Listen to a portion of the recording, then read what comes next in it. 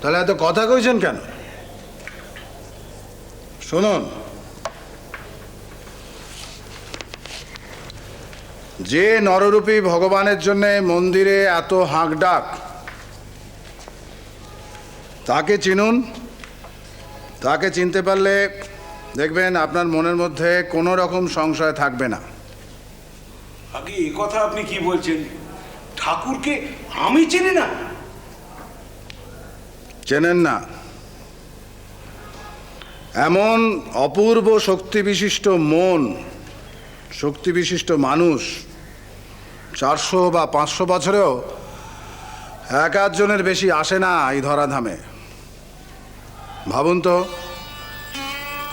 সবাই তো ভগবানকে ডাকেন, কিন্তু এই মায়াবদ্ধ পৃথিবীতে থেকে এই রকম সংযম প্রবীণ, এই রকম ধারণা কুশল, পূর্ব সংস্কার রহিত মন ভগবানকে পাওয়ার জন্য, জগন্মাতার পূর্ণ দর্শন লাভের জন্য কিভাবে দিন কাটাচ্ছেন, তার এই অনুরাগের তাড়না, তারপর সূক্ষ্মাতি সূক্ষ্ম দৃষ্টি সহায় নানান প্রাপ্তি লাভ, এগুলো তো আমরা সবাই সাক্ষী নাকি?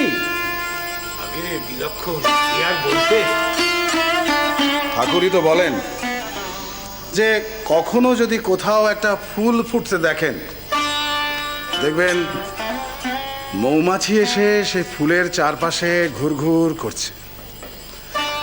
দেশ বিদেশ থেকে নানান সাধু সন্তরা আসছেন, তারা খোঁজ পেয়েছেন এই ঈশ্বর অবতারের, তারা এখানে এসে ভিড় করছেন। এতে তো ঈশ্বরের নাম ডাক বাড়ছে না কমছে? তা তো বটে। কারণজি মশাই, এই অন্নমেরু যজ্ঞের অনুষ্ঠানে যে সমস্ত হিসেব এগুলো করা হয়ে গেছে আপনার? আগে এখনো ঠিক সময় পাননি, তাই তো? কি করেই বা পাবেন? এমনিতেই এত সব ব্যাপারে আপনাকে নাক গলাতে হচ্ছে যে এর মধ্যে এই হিসেবটুকুর সময়টা পাওয়া খুবই মুশকিল।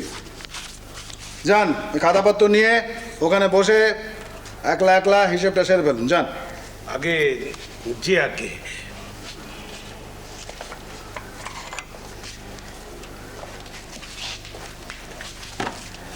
চলি।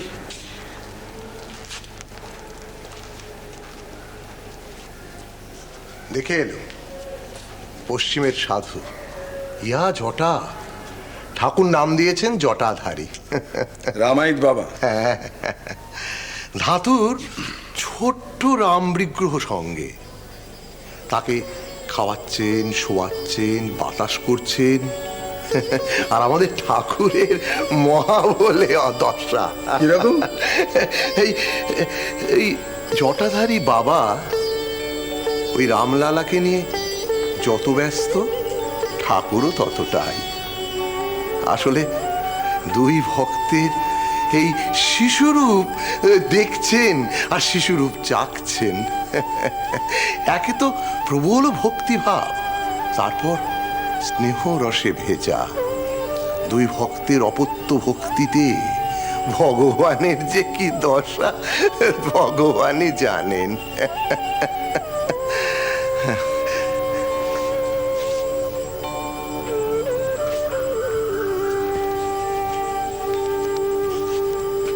সেজবাবু, সেজবাবু কি ভাবছেন?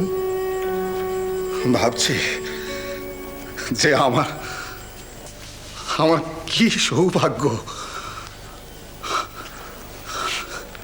আপনি আপনি কাঁদছেন? কৃষ্ণ কিশোর বাবু, আমি ভাবছি যে আমি জীবনে অনেক পাপ করেছি, আমি অনেক নষ্ট কাজ করেছি, কিন্তু তবুও আমি এই রকম সব কর্মফলের অধিকারী। স্বাভাবিক। আমার কত বড় সৌভাগ্য। এ তো আপনারই স্বীকৃতির ফল। আপনি তো এমনিভাবেই পাবেন। আর সেই সব কাজ করতে যে আপনি তো কোনো স্বার্থ দেশ বুদ্ধি নিয়ে করেননি, তাই ইহজন্মেই এইসব পেয়ে যাবেন। এই সমস্ত আপনাদের স্নেহ এবং আশীর্বাদেই সম্ভব হয়েছে। আমি একবর্ণ মিথ্যে কথা বলছি না। আমি অকপটে স্বীকার করছি যে শ্বশ্রু ঠাকুরানী গত হওয়ার পর থেকে আমার মনের মধ্যে একটা ভয়, নিজের প্রতি একটা সংশয় বাসা বেঁধেছিল যে এই যে প্রেরণায় এই বিশাল যজ্ঞের আয়োজন তিনি করে গেছেন, তার প্রধান পুরোহিতকে ঠিকমতো দেখাশোনা করতে পারবো কিনা, ঠিকমতো তাকে সাহচর্য দিতে পারবো কিনা, এই নিয়ে একটা, অবশ্য অস্বীকার করছি না যে পরবর্তীকালে যজ্ঞেশ্বরী ব্রাহ্মণী মানে ভৈরবী ব্রাহ্মণী, নারায়ণ পণ্ডিত, ভৈরব পণ্ডিত, গৌরী পণ্ডিত সবাই এসেছিলেন, এসে একদম ঈশ্বর প্রেরিত দেবদূতের মতো আমার পাশে দাঁড়ালেন এবং বাবাকে ঈশ্বরের অবতার বলে প্রতিষ্ঠিত করে আমার সমস্ত দায়ভার লাঘব করে দিলেন। সে তো সব আপনারই জন্য। ঠাকুর যখন যেমনটি চেয়েছেন আপনি তেমনই জোগাড় করে দিয়েছেন। এ তো আপনারই জন্য সম্ভব হয়েছে। কেন করব না বলতে পারেন? আমি তো বাবার শিক্ষাতেই চলেছি, আমি তো বাবার পদাশ্রিত। বাবাই তো শিখিয়েছেন যে সাধু সন্ত মানেই হলো ঈশ্বরের প্রতিরূপ। এ তো ঠাকুরেরই দৃষ্টি, আর সেই দৃষ্টি আপনি পেয়েছেন আপনার চোখের পর্দায়। এ কি কম কথা? আমি জানি না, আমি জানি না, আমি জানি না যে বাবা কি পৃথিবীতে এসছেন শুধু আমাকে উদ্ধার করতে। এই ক্লিষ্ট, এই দীর্ণ, এই মানসিক, এই তামসিক প্রবৃত্তিগত এক মথুরানাথের প্রতি দয়া বাবার। সেজুবাবু, আমি আমি মহাপাপী কৃষ্ণ কিশোর বাবু, আমি মহাপাপী। বাবা আমাকে উদ্ধার করছে।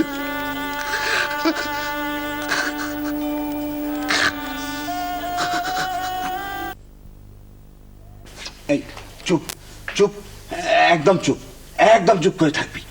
দেখছিস না আমরা কথা কইছি? ওই দেখো, হ্যাঁ চুপ চুপ। আরে আরে আরে আবার ওদিকে কোথায় যাচ্ছিস? পড়ে যাবি যে। ভারী দুষ্টু তো। হ্যাঁ, ভগবান যে তাই জানে বেশি কিছু বলতে পারবো না, আর সেই সুযোগে আমাকে একেবারে পাগল করে ছাড়ছে। তবুও তোমার মহাভাগ্য বলতে হবে, ভগবান রামচন্দ্র তোমার সঙ্গে বাল ভগবান হয়ে ঘুরছেন। ছোট মামা তো আমাদের আপনজন, তাকে কেউ বোকা বানিয়ে ঠকালে আমার ভীষণ খারাপ লাগে বাবা। আর এসব পশ্চিমী সাধুদের অনেক ফন্দি জানা আছে, আমার দেখলে কিরম ভয় ভয় লাগে। এক একজন করে আসবে, এক একটা হাওয়া উঠবে, আর ছোট মামার পাল তো টাঙানোই আছে।